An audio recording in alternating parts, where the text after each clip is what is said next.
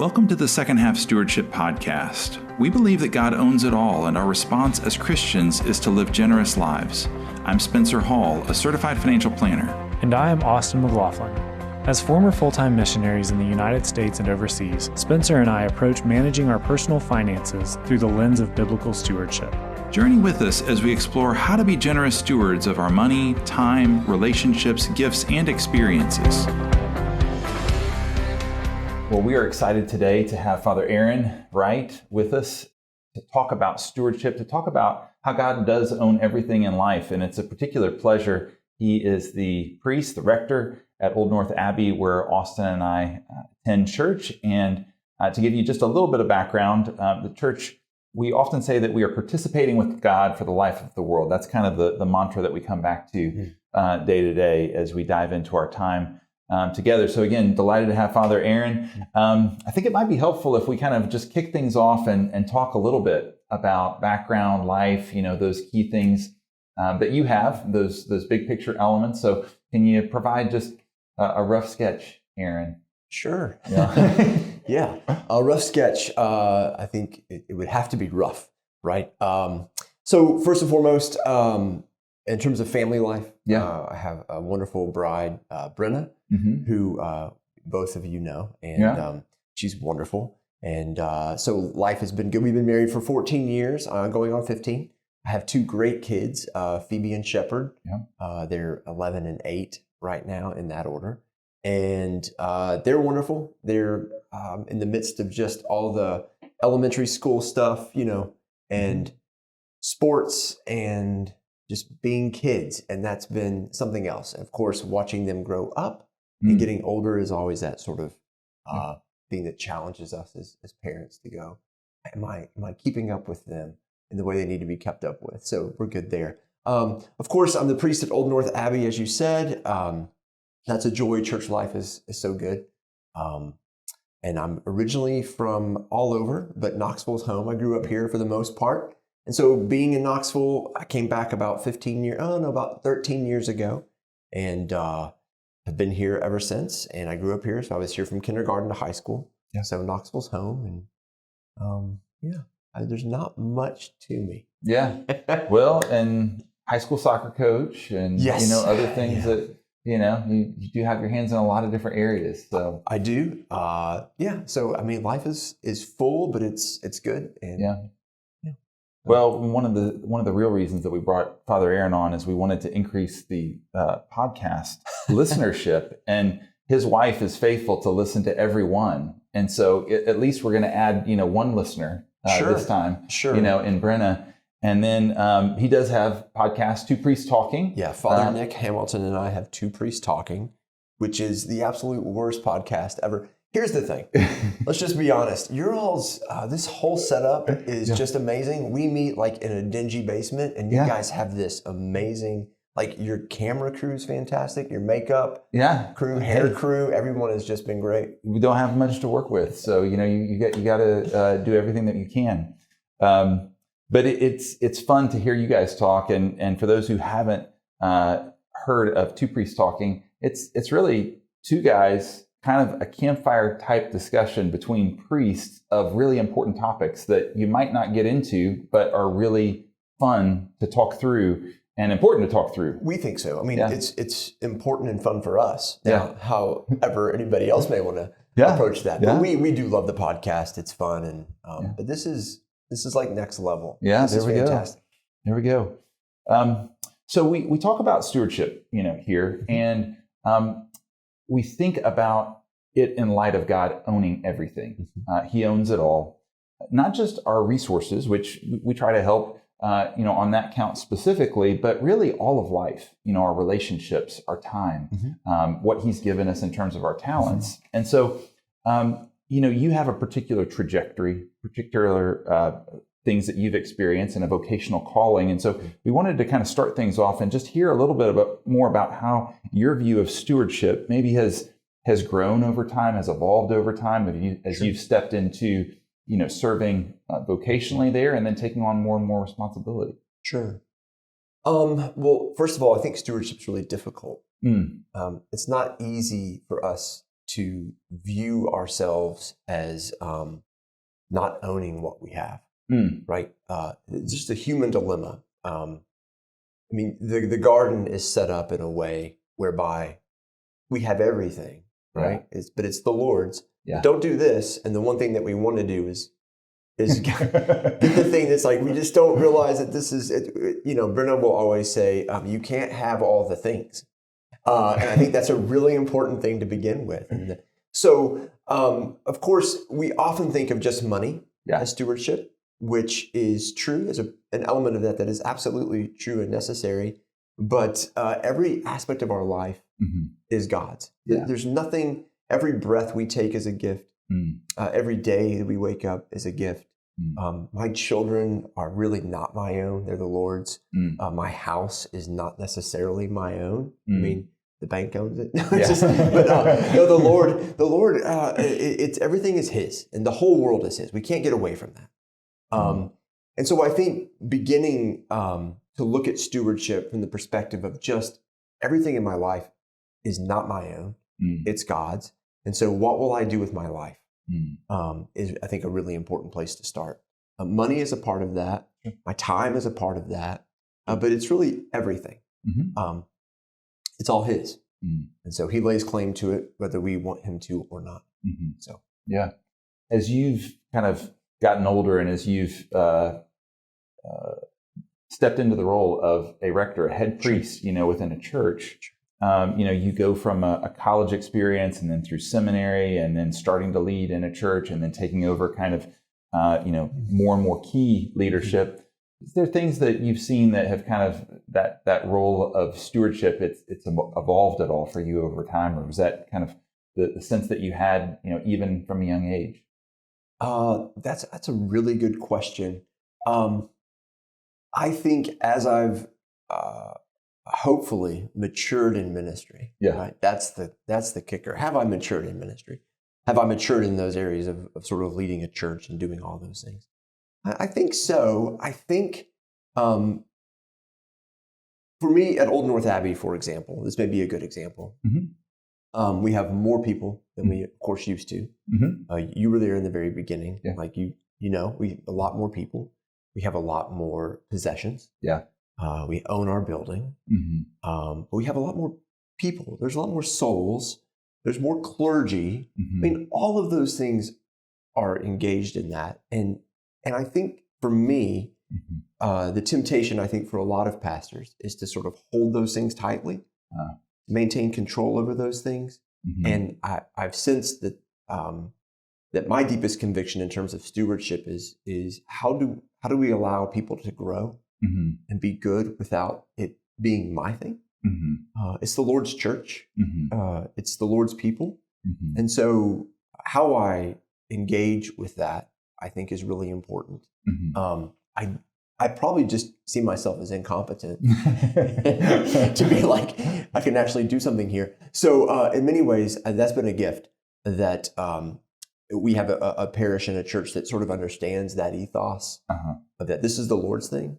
This is not Father Aaron's thing. It's not Father Nick's thing. It's not our staff or our clergy. It's none of that. This is the Lord's church, which I think has really helped us to give it away, right, and to not hold it so tightly. And the Lord's blessed it. That helps. Is that along those lines? Yeah, for sure. So as you have more and more that is kind of under your stewardship, under what the Lord has placed you in some ways as leader, as steward, there has to be that releasing, maybe even a more full opening of the hands.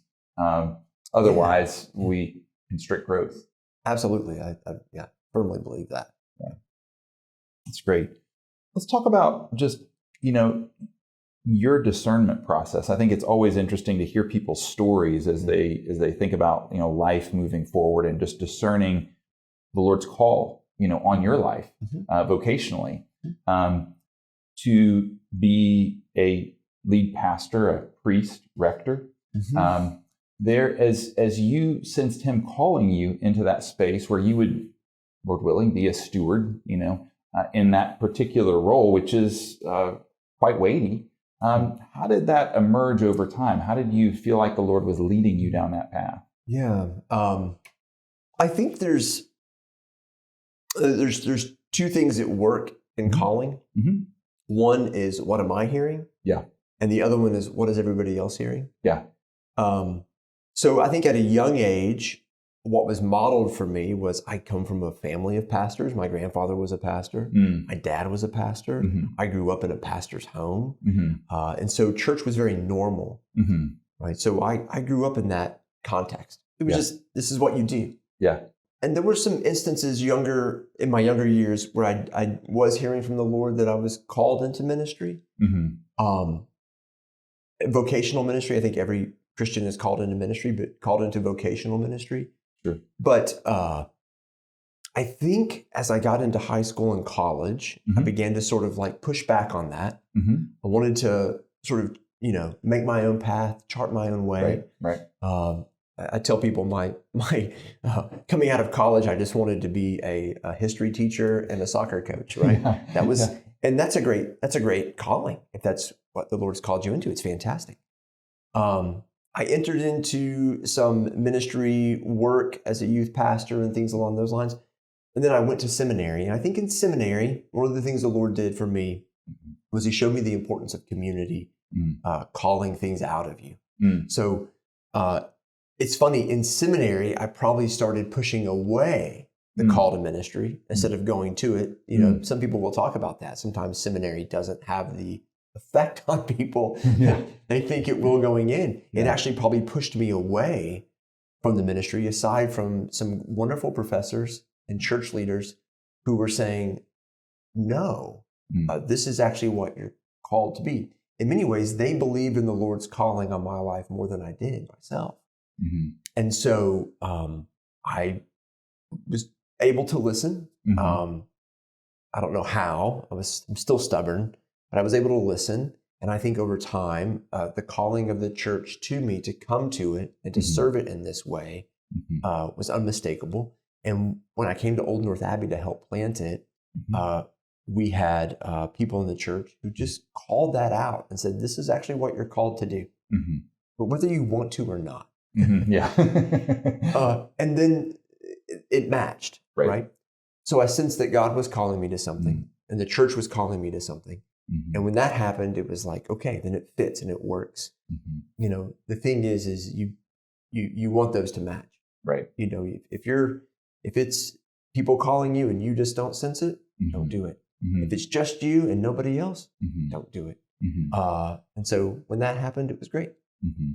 So that alignment there really sounds like important. It was very critical, and maybe even more critical than some folks would have had in that experience. I think a lot of times it's there's different gift inventory tests that are taken, and it's kind of like you have this path, and if you kind of are drawn to it anyway, then that's all the confirmation you need, and you're off on your merry way. But it sounds like really that communal aspect of discernment was absolutely critical in your life. It's essential. It's essential, I think, for me at least. And I think for others, I'll say it is. We need that. Yeah, and it's protective, in that way too. Even seeing people go through that process, that discernment process, right? Where we're slowing people down as they think about moving into the work of the Lord as a deacon or as a priest is also, helpful there. And I've said it for years, and I've heard it said to me, and so that's probably why I say it, is that the last thing you want to do is be ordained to ministry, but not called to it. Ooh. And that's like just brutal because you're in the wrong fit. Right. And who wants to live their life in the wrong fit? Right. So I was glad that it matched. Yeah. So one of the things that we talk about is stewardship, of course, a whole life, but time, being one of those areas that we steward. And, in walking with you over the years, just really notice how present you are as you engage with people. Yeah, of course, now we're gonna be that way. But as we engage with people, we're using time there, and you've got a lot of different things on your plate. Brenna works on farm, has a lot of different things that she's involved in. She's a coach. You're a coach, of youth sports. Obviously with the church, as you think about stewarding your time, in particular, and being present. What are ways that you kind of how do you look at that and engage that and make sure that you're putting things in place so that you can be present and be there? Sure. It's a good question. And I'm not necessarily sure that I do a great job with it, but I will say this. And it sounds really morbid, but it's not meant to be. Like we all die, right? We die. And none of that comes with us. Nothing that we've accomplished or anything along those lines comes with us. And we die, we meet our maker, and we have limited time. Yeah. Now, this doesn't mean that time is, and I've been thinking about this lately, and I'll tell you why. I was at a funeral this past weekend where it was a dear soul to me. It was like a grandfather figure in my life, amazing man. Somebody was talking about at his funeral, they asked him before he died, just a few weeks before he died, if there was anything that he regretted, if there's anything he would go back and do differently. This is us trying to suck the marrow of life, of wisdom from this man, right? And one of the gentlemen was sharing, and he said that Mr. Bill just said, I wouldn't change a thing. I don't regret anything. Right? And I don't think it's the time necessarily, but it is the things that we value in that time. Right. Right. Time is just, it's always going to be just a vapor. But it's those things with which we invest in time. So time is just a means to an end of who we have to spend our time on. And I'm not sure I do a great job of it. But I will say it's who we spend our time with that I think is most important.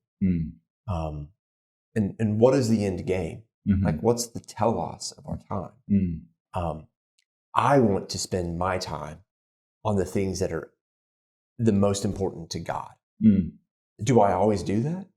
No. I'm in a fantasy football league right now. I got to check that at some point and be like, oh, I've got to trade this guy for this guy, right? I got to get that. I got to win this week. Sure. But when you have those moments when you're with the things that are most important, family, church, friendships, those things, I think you have to be engaged in those moments, right?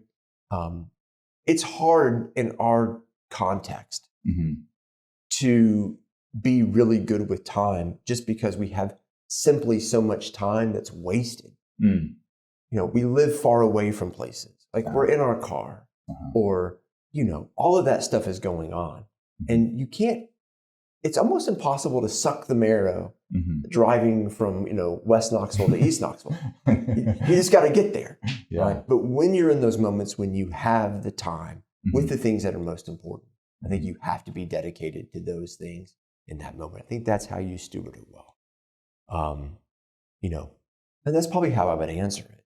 I want to live my life with no regrets at the end of the day. Right.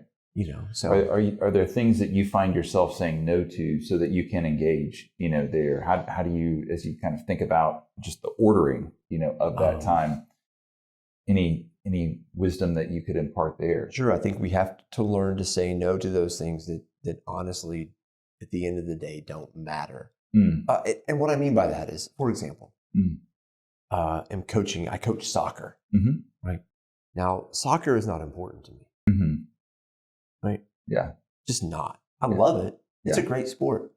But the boys' lives and their families' lives has become important to me. Right. To where I can, when I'm with them, give them the time that they need and do those things. So I think we have to learn to say no to things that take us away from the most important thing.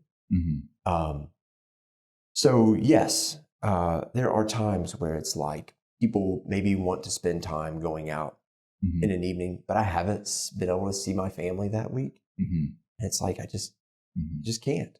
Like my family needs me. Not because I'm awesome, but because I'm dad and I'm husband. Right. Like they do need me. Right. And so I think there's no method that works. There's no like formula, but I think maybe it's that thing of the ordination piece again. knowing what God's called me to, and being able to listen to those people that are most important and what they need. And when those things match up, maybe you're spending your time well, and you're giving yourself to the things that's most important. That may be the best way to communicate that. Is that helpful at all? I think so. So, on a practical level, let's just say we have those people that are important to us and they're struggling. It sounds like then, if we're attuned to where they're at, then they become a higher priority maybe to engage with in particular ways. Sure. In kind of thinking about how that framework that you're putting together there. Sure. Oh, well, Archbishop Foley said it this way, when you get your schedule, your calendar, what are the things that are coming down the pike that are most important? Like your kids' games or your kids' events. Like Phoebe has a choir thing tonight that she's singing. I'm not going to miss it. Right. Not going to miss it. Right. And so, you put those things in the schedule, and then the other things so for me, the most important thing has to be my family schedule. It's got to be more important than church schedule. And people may be like, well, how do you, well, it is. It just is. That's my first responsibility. Right. Church comes second to that. Then after that, it would be, even friendships. And so putting those in an order and gearing my time towards those things, which I know to be most important. And a really good way to do this, I almost touched your hand. Yeah, well, I was getting a little nervous there. A really good way to do this is do we order our life around our vows that we've made? I've taken 3 vows as a Christian, baptism vows, which everything's under my baptism vows. I've taken my marriage vows, right? And I've taken my priest vows. And I put my marriage vows in front of my priest vows, right? In terms of I'm bound to this person. And so those vows help me to understand that which is most important. And if something is rocking those vows and not allowing me to live into the things I said I would live into, it's not worth it. Yeah. So those vows even become kind of a way that we assess where are we soul-wise, where are the people around us, and how am I able to fulfill those in a sense. Okay, great. And I can be wrong about a lot of stuff. Yeah. But that's how I've sort of ordered as best I can my life towards those things.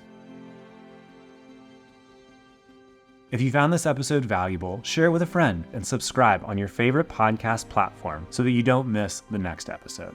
This content was provided by Second Half Stewardship. We are in Knoxville, Tennessee, and you can visit our website at www.secondhalfstewardship.com. The information in this recording is intended for general educational and informational purposes only and should not be construed as investment advisory, financial planning, legal, tax, or other professional advice based on your specific situation. Please consult your professional advisor before taking any action based on its contents.